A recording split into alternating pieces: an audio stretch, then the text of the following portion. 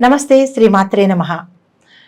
ఇప్పుడు మనం నవంబర్ మాసం 2024, 2025 మార్చి వరకు మేషాది ద్వాదశ రాశుల వరకు ఎలా ఉండబోతోంది, వారి యొక్క శుభాశుభ ఫలితాలు ఏమిటి, ఏం చేయాలి, ఏం చేయకూడదు, సూచనలు, పరిహారాలు అవన్నీ ఇప్పుడు మనం ఒక్కొక్కటిగా చూద్దాము. తదుపరి రాశి కుంభరాశి. ఈ రాశి వారికి ముందుకు వెళ్తే నుయ్యి, వెనక్కి వెళ్తే గొయ్యి అన్న మాదిరిగా ఉంటుంది. ప్రతి పని యందు ఆటంకాలు, కాలయాపన జరుగుతుంది. అకాల రుణాలు చేయవలసిన పరిస్థితి ఏర్పడుతుంది. రుణం అక్కర్లేకపోయినా కానీ రుణం చేయవలసిన పరిస్థితి వస్తుంది. తగు జాగ్రత్త తీసుకోండి. బంధుమిత్రుల వర్గంతో విరోధాలు ఏర్పడే అవకాశం ఉంది. అధికారుల వలన భయము, కోర్టు వ్యవహారాల్లో చిక్కులు, వృత్తి వ్యాపారాల్లో నష్టాలు, ఏది కలిసి రాకపోవడము, కుటుంబంలో కలహాలు ఏర్పడి భార్యాభర్తలు విడిపోయే అవకాశాల వరకు వెడుతుంది. కాబట్టి కొంచెం జాగ్రత్త తీసుకోవాలి. శుభకార్యాలు, ఉద్యోగ సమస్యలు, నమ్మిన వారి వలన మోసాలు, అపనిందలు, చేసే పనిలో ప్రతి పనిలోనూ ఆటంకాలు, సమయానికి నెరవేరకపోవడము జరుగుతుంది. మనసుకి ఆందోళన, భయము ఎక్కువగా ఉంటుంది. శరీరం యొక్క ఆరోగ్యము సామాన్యంగా అంతంత మాత్రంగానే ఉంటుంది. అనారోగ్య సూచన ఎక్కువగా కనపడుతోంది కాబట్టి తగు జాగ్రత్తలు తీసుకోవాల్సిందిగా చెప్పడం జరిగింది.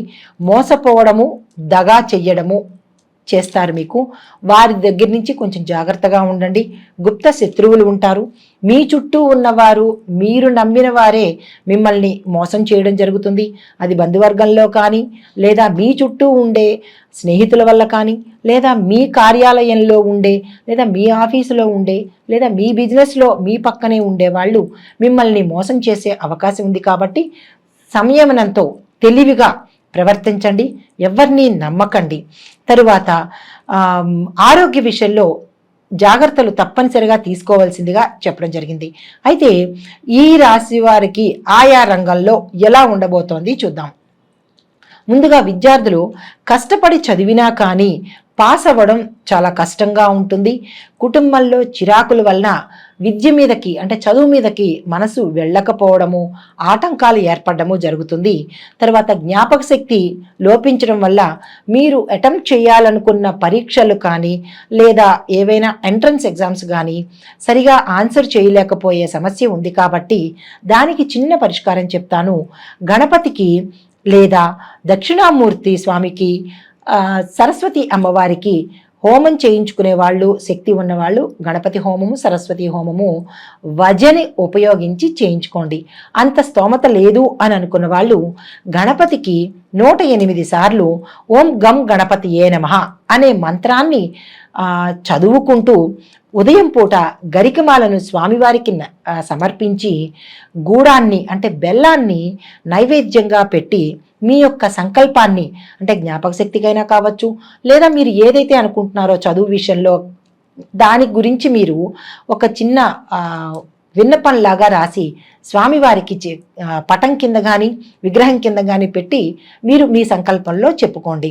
తర్వాత విదేశాలు వెళ్ళాలనుకున్న వారికి కూడా ఇదే చెప్పడం జరిగింది సూచన. ఎందుకంటే మీకు పాస్పోర్ట్ శాంక్షన్ అవ్వకపోవడం కానీ, లేదా చిక్కులు పెట్టడం కానీ, అధికారులు మీకు రిజెక్ట్ చేయడం కానీ, ఇలాంటి చిన్న చిన్న సమస్యలు విద్యార్థులకు ఉంటాయి. కాబట్టి విద్యార్థులకు ప్రత్యేకమైన సూచన ఏంటంటే ఇది మీరు తప్పనిసరిగా చెయ్యండి.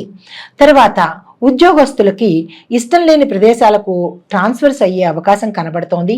కొంతకాలం సెలవు పెట్టి ఇంట్లో ఉండే అవకాశం కనబడుతోంది. కాబట్టి అది ఎందుకు, ఏమిటి అనేది మీరు పరిశీలించుకోండి. తప్పుడు పనులు చేయడం వలన పై అధికారులకి లొంగిపోయి గౌరవాన్ని పోగొట్టుకునే అవకాశం గోచరిస్తోంది. కాబట్టి తప్పుడు పనులు చేయకుండా ఉండడం చెప్పదగిన సూచన. ఇక తప్పదు, చేసేశారు అని అనుకున్న వాళ్ళు తప్పనిసరిగా సరెండర్ అయిపోవలసిందే, తప్పదు. ఎందుకంటే గతంలో చేశారు కాబట్టి ఇప్పుడు మరి దొరికిపోయే అవకాశం కనబడుతోంది. కాబట్టి దీనికి పరిష్కారం అయితే ఏమీ గోచరించట్లేదు. మీ తప్పును మీరు ఒప్పుకోవడమే తగిన పరిష్కారము. తరువాత వ్యవసాయదారులకు 2 పంటల్లోనూ ఆశించినంత దిగుబడి రాకపోవడం వల్ల మనస్తాపానికి ఒకంత గురి అవుతారు. కాబట్టి దాన్ని మీరు నిలదొక్కుకోవాల్సిందిగా చెప్పడం జరిగింది. అయితే పెట్టుబడులు ఎక్కువ అవుతాయి. కాబట్టి ఆ పెట్టుబడులను మీరు దేనికి పెట్టాలి, ఎంతెంత పెట్టాలి అనేది మీరు బేరీజు వేసుకుని అవసరమైన దానికి మాత్రమే మీరు పెట్టుబడి పెట్టవలసిందిగా చెప్పడం జరిగింది.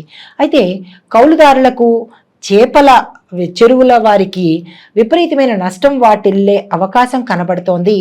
అది ఎందువల్ల, ఏమిటి, ఎక్కడ అనేది మీరు చాలా నిశితంగా పరీక్షించి దాని నుంచి బయటపడే ఆలోచన చెయ్యండి. తరువాత వ్యాపారస్తులకు కొన్ని చిక్కులు వచ్చే అవకాశం కనబడుతోంది. జాయింట్ వ్యాపారస్తులు విడిపోయే అవకాశం కూడా కనబడుతోంది. కాబట్టి అది కాదు కూడదు అని అనుకుంటే విడిపోవడమే మంచిది. కొత్త భాగస్వామ్య వ్యాపారానికి మాత్రం ఇప్పుడే మీరు శ్రీకారం చుట్టకండి. కొంత మీకు పరిస్థితులు అనుకూలించాక అప్పుడు మీరు ఆ దిశగా ప్రయాణం చేయండి. అంతవరకు పాత భాగస్వామితో తగాదాలు ఉంటే ఒప్పందాన్ని విరమించుకోవడమే చాలా మంచిదిగా చెప్పడం జరిగింది. అయితే నూతన వ్యాపారాలు చేద్దాము, బ్రాంచీలు విస్తరిద్దాము అని అనుకున్న వాళ్ళు స్వదేశంలో కానీ విదేశంలో కానీ ఈ మాసంలో, నేను చెప్పిన ఈ మాసంలో అంటే నవంబరు, డిసెంబరు, 2025 జనవరి, ఫిబ్రవరి, మార్చ్ ఈ 5 మాసాల్లోనూ మీరు అటువంటి ప్రయత్నాలు చేయకుండా ఉండడమే చాలా మంచిదిగా చెప్పడం జరిగింది. అయితే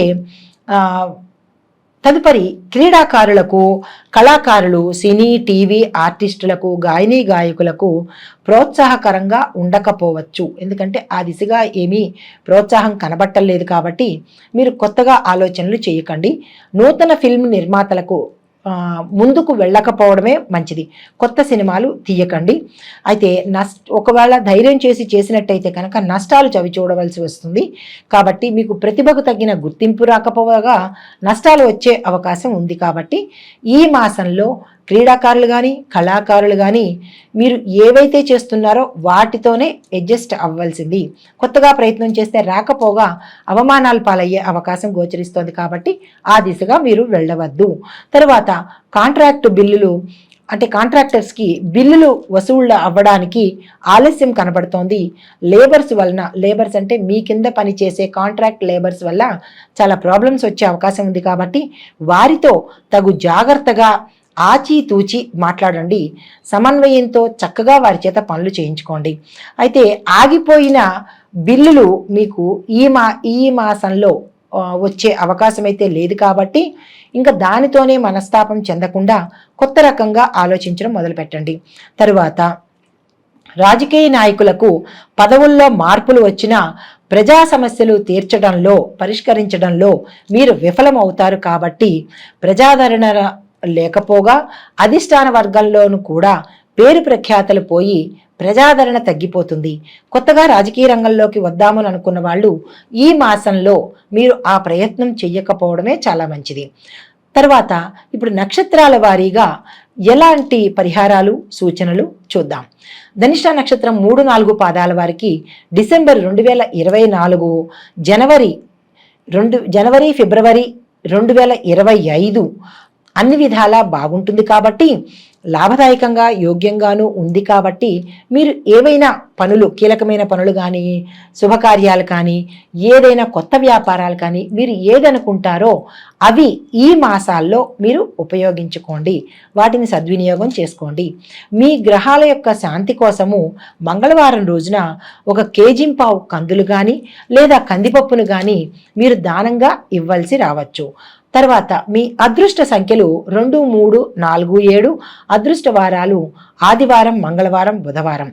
ఈ వారాలను ఉపయోగించుకుని, ఆ అదృష్ట సంఖ్యలను ఉపయోగించుకుని పై చెప్పిన మాసాలలో మీరు కొత్త పనిని స్టార్ట్ చేసినా, ఏదైనా కీలకమైన పనులు చేయాలనుకున్నా వీటి ద్వారా మీరు ముందుకు నడవచ్చు. అయితే తదుపరి శతభిష నక్షత్రం వారికి 1, 2, 3, 4 పాదాల వారికి అక్టోబరు నెల 2024 నవంబర్ నెల కలిసి రాదు.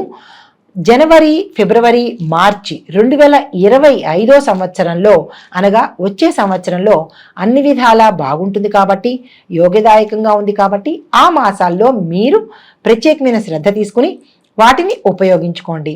అయితే గ్రహశాంతి కోసం శనివారం రోజు కేజింపావు మినుములు దానంగా ఇవ్వాలి. మీ యొక్క అదృష్ట సంఖ్యలు 4, 5, 8 గాను, అదృష్ట వారాలు ఆది, మంగళ, బుధవారాలు. కాబట్టి ఈ వారాలలో ఆ అదృష్ట సంఖ్యలను ఉపయోగించుకొని పైన చెప్పిన మాసాలలో మీరు ఏవైతే చేయాలని అనుకుంటున్నారో మంచి మంచి కార్యాలు, వ్యాపారాలు, కొత్తవి మీరు ఏమనుకుంటే అవి వీటిని చేస్తూ పరిహారాలు పాటిస్తూ ఆ దిశగా మీరు ప్రయాణం చేయండి. తదుపరి పూర్వభద్ర 1, 2, 3 పాదాల వారికి అక్టోబర్ 2024, జనవరి, ఫిబ్రవరి, మార్చి 2025 అంటే వచ్చే సంవత్సరం వీరికి అన్ని విధాలా బాగుంది. కాబట్టి మీరు తగిన ప్రణాళిక వేసుకుని మీరు ఏది విస్తరించాలనుకున్నా, అంటే వ్యాపార రీత్యా కానీ లేదా విదేశాలు కానీ, మీరు ఏ కీలకమైన పనులు అనుకున్నా లేదా శుభకార్యాలు అనుకున్నా ఈ మాసాలని మీరు దృష్టిలో పెట్టుకుని పనులు ప్రారంభించండి. తర్వాత మీరు గ్రహశాంతి కోసము 1 కేజీ శనగలు గురువారం నాడు ఏదైనా గుళ్ళో దానంగా ఇచ్చేయండి. మీ యొక్క అదృష్ట సంఖ్యలు 2, 3, 7, 9. అదృష్ట వారాలు సోమ, గురు, శనివారాలు కాబట్టి ఈ వారాల్లో ఆ అదృష్ట సంఖ్యలను మీరు చూసుకుంటూ మంచి పనుల కోసం మీకు అనుకూలమైనవి ప్రారంభించండి. తదుపరి మొత్తంగా ఈ రాశిలో ఉండేవారికి పరిహారాలు ఏమిటి అంటే, కొంతమంది అడగచ్చు, మాకు నక్షత్రాలు తెలియవండి, పాదాలు తెలియవండి, మరి ఏమి పరిహారాలు మేము చేసుకోవాలి అంటే, వారి కోసంగా చెప్పదగినది ఏంటంటే, మొత్తంగా ఈ రాశి వారికి గురు, శని, కేతు, రాహు ఈ 4 గ్రహాలకి జపాలు, దానాలు ఇవ్వాలి. రాఘవేంద్ర స్వామి, దత్తాత్రేయ స్వామి వారికి, వెంకటేశ్వర స్వామి వారికి, హనుమంతుడికి, సుబ్రహ్మణ్యేశ్వర స్వామి వారికి పూజలు చేయించడము, క్షేత్రాలు దర్శించడము చెయ్యాలి. ప్రత్యేకించి సంకటహర గణేశ స్తోత్రం కానీ ఆ వ్రతం కానీ చేసుకున్నా కానీ మీకు ఈ ఒడిదుడుకుల నుంచి, కష్టాల నుంచి ఒకంత ఉపశమనం కలుగుతుంది. తదుపరి దత్తాత్రేయ అష్టకాన్ని ప్రతి నిత్యము చదవవలసిందిగా ప్రత్యేకమైన సూచన. అయితే ఈ రాశి వారికి శుభప్రదమైన రంగులు ఏంటి అంటే, నీలము, ఆకుపచ్చ, నలుపు, పసుపు. నీలము, ఆకుపచ్చ, నలుపు, పసుపు ఈ 4 రంగులను మీరు సమయానికి ప్రత్యేకంగా ఏదైనా కార్యక్రమానికి వెళ్ళాలి అని అనుకున్నా ఈ 4 రంగులను, అదృష్ట వారాలు, అదృష్ట సంఖ్యలను ఉపయోగించుకుంటూ మీ కార్యక్రమాలు చేసుకోండి. తర్వాత ఈ రాశి వారు పఠించవలసిన మంత్రము ఓం శ్రీ ఉపేంద్రాయ అచ్యుతాయ నమః అనే మంత్రాన్ని 108 సార్లకు తక్కువ కాకుండా పఠించవలసిందిగా ప్రత్యేకమైన సూచన. ఈ సూచనలు, పరిహారాలు రాసుల వారీగా, నక్షత్రాల వారీగా పాటించుకుంటూ మీ శక్త్యానుసారము అనుసరించి ప్రతి గ్రహాలకి ఖగోళ శాస్త్రపరంగా ప్రతి గ్రహము చరిస్తూ ఉంటుంది, అంటే కదులుతూ ఉంటుంది. కాబట్టి ఇవి ప్రత్యేకంగా ఒక్కొక్కళ్ళకి చెప్పేది కాదు. అంటే ఇప్పుడు పలానా వాళ్ళకి అని చెప్పేది కాదు. ఆ రాసుల్లో కొన్ని కోట్ల మంది ఉండవచ్చు, ఆ నక్షత్రంలో కొన్ని కోట్ల మంది ఉండవచ్చు. ఇవి గోచార ఫలితాలు, అంటే చెరించే ఫలితాలే కానీ ఇది ఇదమిద్ధంగా ఇది ప్రత్యేకంగా వీరికి అని చెప్పడానికి మాత్రం కాదు. ఇది మీకు ప్రత్యేకంగా కావాలి అని అనుకుంటే మీ పేరుతో, నాకు ఇలా జరగట్లేదేంటి, అది అందులో ఇలా చెప్పారు, నాకు ఇలా జరగట్లేదు, ఇది తప్పు, అది కాదేమో అని జ్యోతిష శాస్త్రాన్ని మాత్రం అవమానపరచకూడదు కదా. ఇది పేరుని బట్టి చెప్పేది కాదు. ఇది కొన్ని వేల మంది, కొన్ని లక్షల మందికి ఈ రాశిలో ఉన్న వాళ్ళకి, ఈ నక్షత్రంలో ఉన్న వాళ్ళకి ఎలా ఉండబోతోంది అని చెప్పేది మాత్రమే కానీ తప్పనిసరిగా ఇది మీకు అని మీరు మీ స్వయానికి మాత్రం అన్వయించుకోకండి, భయపడకండి. సంతోషపడండి, బాగుంటుంది. కానీ ఏదైనా కనుక ఉన్నది అంటే భయపడకండి. ఎందుకంటే మనకి పంచాంగంలో పంచాంగం కానీ లేదా ఏ జ్యోతిష శాస్త్రంలో ఉండే పంచాంగకర్తలు మనకి సూచన చెప్తారు, మీకు ఇలా ఉండబోతోంది అని చెబుతారు. కానీ దాన్ని మీరు పరిగణలోకి తీసుకుని భయపడిపోయి నాకే అని అన్వయించుకోకండి. మీకుగా తెలియాలి అంటే కనుక మీ వ్యక్తిగత జాతక పరిశీలనకు చూపించుకుని, పండితులకి చూపించుకొని వారి ద్వారా మీరు ఉపశమనం పొందితే బాగుంటుంది అని ప్రత్యేకంగా చెప్పడం జరిగింది. దీనిలో నెగిటివ్స్ అంటే జరగలేదు అనుకోవద్దు, జరిగింది అని అనుకోవద్దు. మీకు కావలసిన విషయాలను చెప్పడం కోసం ఎవరు ఏ పండితులు చెప్పినా గోచార రీత్యానే చెప్తారు తప్ప పలానా వారి పేరు అని పెట్టి చెప్పడానికి ఇది అవకాశం లేనిది. జ్యోతిష శాస్త్రం అనేది మనకి మార్గాన్ని సూచించే ఒక దిక్సూచి లాంటిది మాత్రమే. దాన్ని ముందుగా తెలుసుకుని తగు జాగ్రత్తలు తీసుకుంటామని చెప్పడానికి ఈ శాస్త్రం మనకి ఉపయోగపడుతుంది. దీనిలోని తప్పొప్పులను ఎంచకుండా, నెగిటివ్స్గా ఆలోచించకుండా, ఎవరిని దూషించకుండా, ఒకరు ఎక్కువ కాదు, ఒకరు తక్కువ కాదు. పండితులు చెప్పేది ఎప్పుడూ సమంజసమయ్యే ఉంటుంది. అన్నీ చూసుకునే చెప్తారు కాబట్టి ఎవరిని దూషించవద్దు. మీ సొంతంగా ఆలోచించి మీ సొంతంగా మీ నిర్ణయాలు తీసుకోవద్దని ఈ ముఖంగా ప్రేక్షకులకు నేను విన్నవించుకుంటున్నాను.